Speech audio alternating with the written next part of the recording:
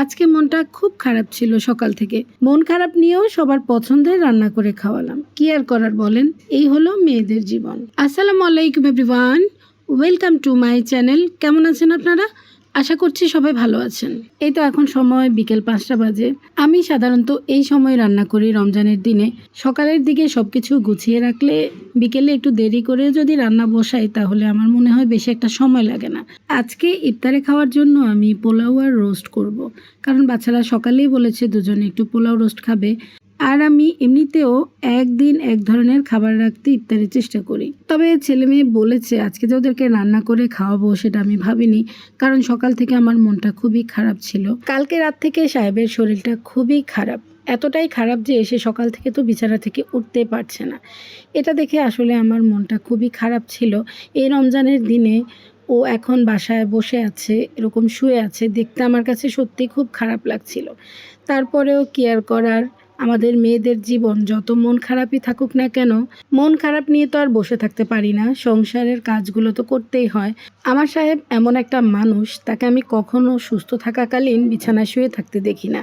তাই তো যখন সে অসুস্থ হয় বিছানায় শুয়ে থাকে, আমার দেখতে সত্যি খুবই খারাপ লাগে। আসলে যেভাবে দেখে তাকে সবসময় অভ্যস্ত আমি না, ওইভাবে দেখতে খারাপ লাগাটাই তো স্বাভাবিক। যাই হোক, কি আর করার, আমি যেমন আমার কাজে ব্যস্ত, ও দেখেন শরীর খারাপ নিয়ে মেয়ে বলেছে ওর হাতে লাচ্ছি খাবে, ও ওর লাচ্ছি বানানো নিয়ে ব্যস্ত।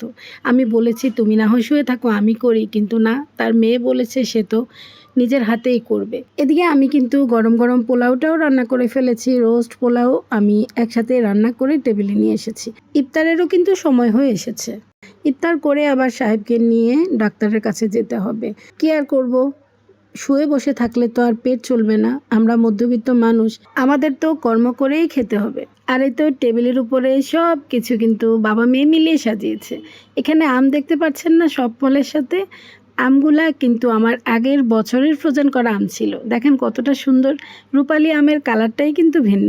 এই হলো আজকের আমাদের ইফতার। আলহামদুলিল্লাহ, আল্লাহর কাছে অনেক শুকরিয়া জানাই। আজান দেওয়ার পর সবাই মিলে বসে ইফতার করলাম। তারপর নামাজ পড়ে এই তো এখন সাহেবকে নিয়ে ডাক্তারের কাছে যাচ্ছি। এই মুহূর্তে আমার শরীরটাও কিন্তু ভালো ছিল না, তাও আমি তাকে বুঝতে দিইনি, কারণ আমার শরীর খারাপ এটা যদি আমি এখন একবার বলি তাহলে সে আমাকে নিয়েই আসতো না। মাথাটা প্রচণ্ড ব্যথা করছিল, তাই তো সাহেবের কাঁধে মাথাটা দিয়ে রেখেছি, তাও তাকে একটু বুঝতে দিইনি। এদিকে রাস্তাঘাটে জ্যামের কি অবস্থা দেখেন। এই মুহূর্তে সবাই শপিং করা নিয়ে ব্যস্ত, আর আমি সাহেবকে নিয়ে দৌড়াদৌড়ি করা নিয়েই ব্যস্ত। এই হলো আমার জীবন। এই তো আমরা চলে আসলাম আমাদের গন্তব্যস্থানে।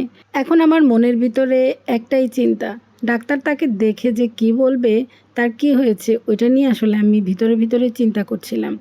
কালকে রাত থেকে ওর পেটের এক পাশে প্রচণ্ড ব্যথা, তবে এই ব্যথাটা কিসের জন্য সেটা আমরা কেউই জানতাম না। প্রাথমিকভাবে যত কিছু করার দরকার সব কিছুই করেছি। এদিকে রোগীর অবস্থা আপনারাই দেখেন, সে আমাকে এটা সেটা বলছে আর হাসাচ্ছে। ও এমনই, ওর পাশে থাকলে মন খারাপ করে বসে থাকা যায় না, সে মন খারাপ করে বসে থাকতেই দেয় না। এই তো ওকে ডাক্তার দেখালাম, ডাক্তার কিছু টেস্ট দিয়েছে, এখন টেস্ট করার জন্যই বসে আছে। সবগুলা টেস্ট এক এক করে সে করে এসেছে, এখন শুধু রিপোর্টের অপেক্ষায় আমরা বসে আছি, কারণ রিপোর্টটা দিলে আমরা ডক্টর দেখিয়ে তারপরে বাসায় যাব। অবশ্য ডাক্তার বলেছে সবগুলা টেস্টের রিপোর্ট আজকে পাবো না, তারপরেও আমি ভাবলাম যে কয়টা পেয়েছি ওইগুলা দেখিয়ে যাব। এই তো আমরা সবগুলা রিপোর্টই হাতে পেয়েছি। সবগুলা রিপোর্ট নিয়ে এসে এখন ডাক্তারকে দেখাতে যাচ্ছে। ডাক্তার দেখানোর পর এই তো এখন আমরা দুজনে বাসার উদ্দেশ্যে রওনা হলাম। বাসায় যাওয়ার আগে ডাক্তার যে মেডিসিনগুলো দিয়েছে ওগুলা নিয়ে নিব। ওর রিপোর্টে ইউরিন ইনফেকশন এসেছে, তাই তো ইনফেকশনের জন্য কিছু মেডিসিন দিয়ে দিয়েছে ডাক্তার, ওগুলা নিয়ে নিয়েছে। আমি একটা জিনিস ভেবে অবাক হয়ে যাচ্ছি, আমার সাহেব কিন্তু বেশ ভালো পরিমাণ পানি খায়, ওর ইউরিনে ইনফেকশন পেয়েছে দেখে আমি কিন্তু সত্যি অবাকই হয়েছি। কি আর করার, আল্লাহর কাছে একটাই চাওয়া, আল্লাহ যেন ওকে খুব দ্রুত সুস্থতা দান করে। আমার শরীরটাও কিন্তু ভালো না, তাও কিচ্ছু করার নেই। আমার দুঃসময়ে যেমন ও আমার পাশে থাকে, ওর দুঃসময়ে তো আমি ওর পাশে থাকবো, তাই না? তো আর কি, এখন বাসায় চলে যাই, এর আগে আপনাদের কাছ থেকে বিদায় নিয়ে ফেলি। আজকে তবে এই পর্যন্তই, সবাই ভালো থাকবেন, আল্লাহ হাফেজ।